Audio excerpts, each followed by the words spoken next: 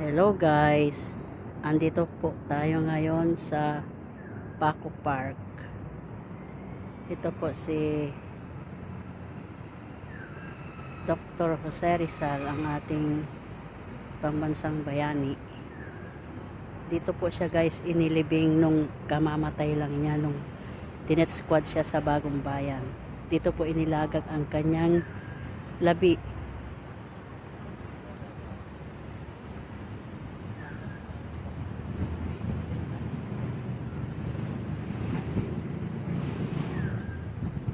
Ayan guys, a memorial from a grateful nation to Jose Rizal on the centenary of his death, December 30, 1996.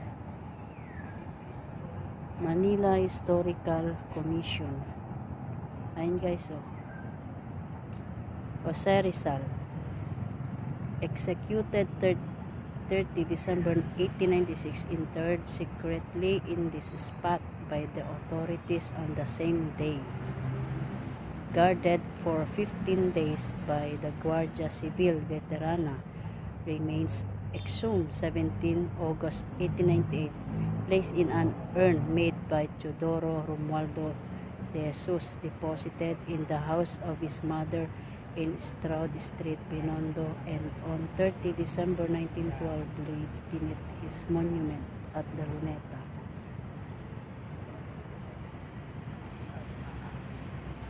Ibig sabihin guys, nung kamamatay lang niya, ang kanyang labi ay inilagak dito, pero inilipat din siya.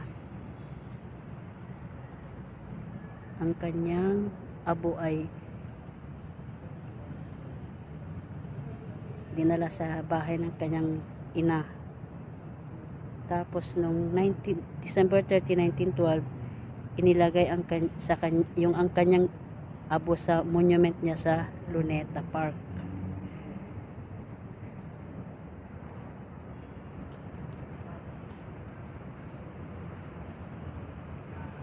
Libingan to ng mga Dominicans nung panahon ng Kastila. Marami po dito ang mga libingan. Ito po guys, mga libingan po yan.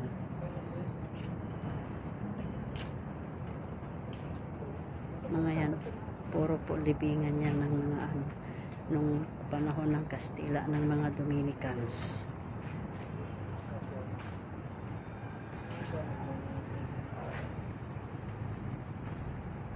Lahat po yan, mga libingan po yan.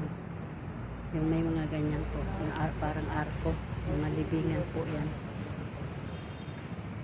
Palibot po dito sa Paco Park na to, puro po libingan.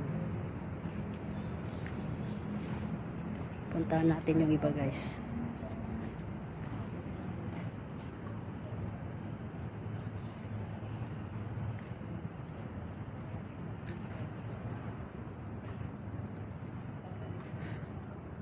Ayan guys, puro libingan po yan, palibot. Tapos dito rin sa kabila, kanyan din po, palibot din, puno ng puno ng mga libingan.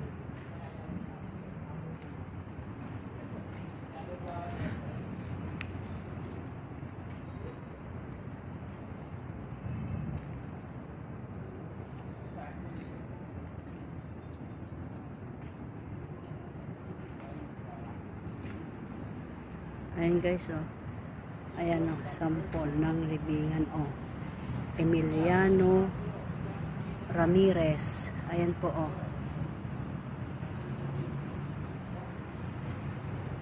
Spanish pa yung nakasulat.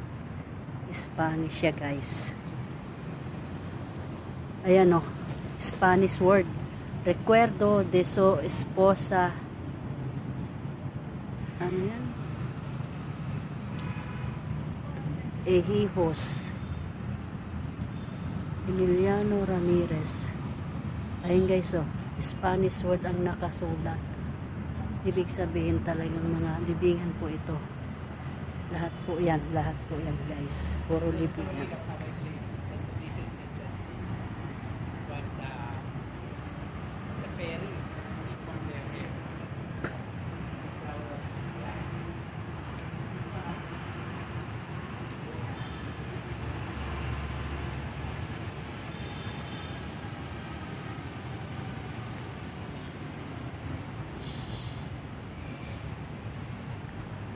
Ang nakalagay pala sa ano nila libingan, imbes na RIP, ang nakalagay sa kanila is DOM.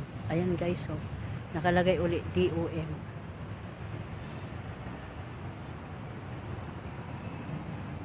Lapitan natin guys para makita nyo. Ayan guys, oh. DOM Margorisa Miguel Covarrubias. To esposo e hijo. Ayan guys, oh. Spanish word. Ayun, may isa malabo na eh. Hindi na mabasa. Ayun guys, oh. Ito na, mayroon din isa dito, oh. Nakalagay din DOM. Dorotea Raiz Mateo. Palacio el 14 de Agosto de 1882. Spanish word. Kasi guys, panahon po ng Kastila noon. Ito yung kanyang mga libingan ng mga Dominicans nung sinakop tayo ng mga Kastila. Kaya Spanish word yung nakasulat sa kanilang mga libingan.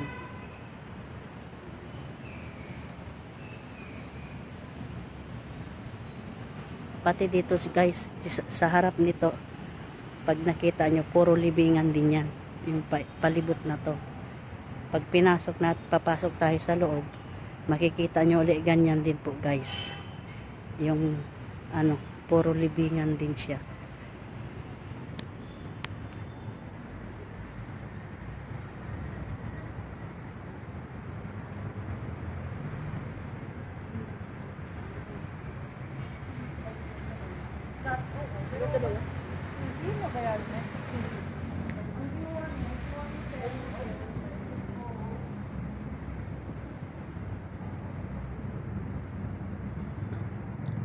Puro libingan to guys, ang dami.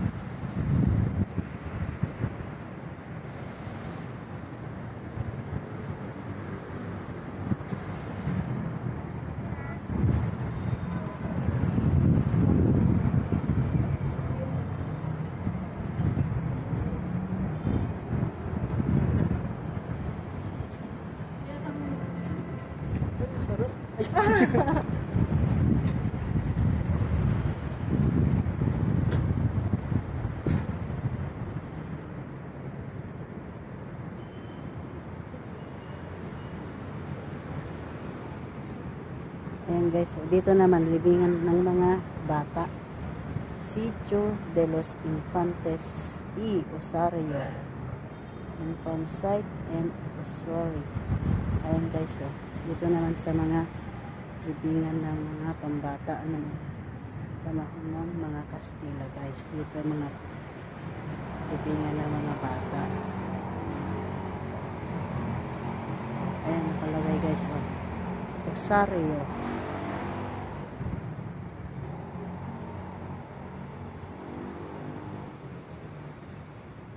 Ayan, lahat ng ganyan guys. Mga libingan siya.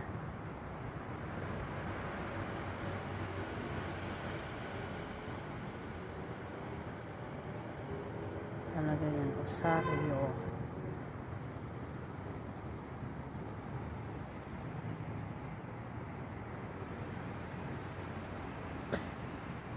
Presko dito guys, maraming punong kahoy malalaki.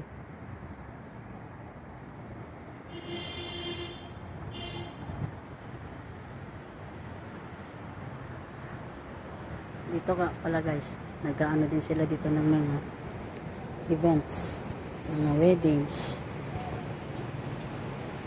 kasi parang garden na din siya, parang garden kasi siya, maraming halaman din sa loob.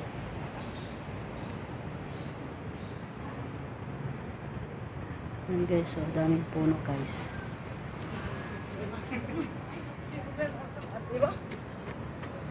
Ayan guys, yan guys, so puro libingan din yan guys. Ayan, lahat yan ng pader guys, puro libingan yan.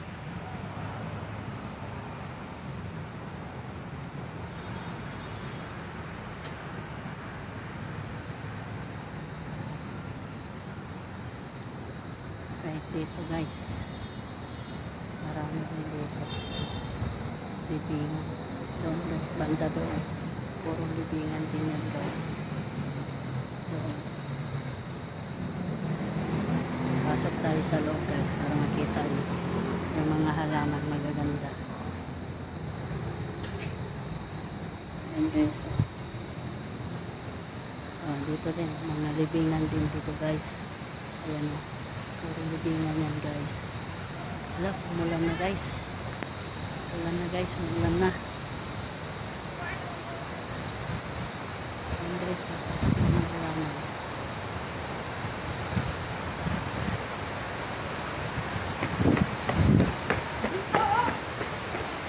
Ayan dito. Umulan na guys. Ayan guys, ganda. Ganda ng mga halaman at mga puno.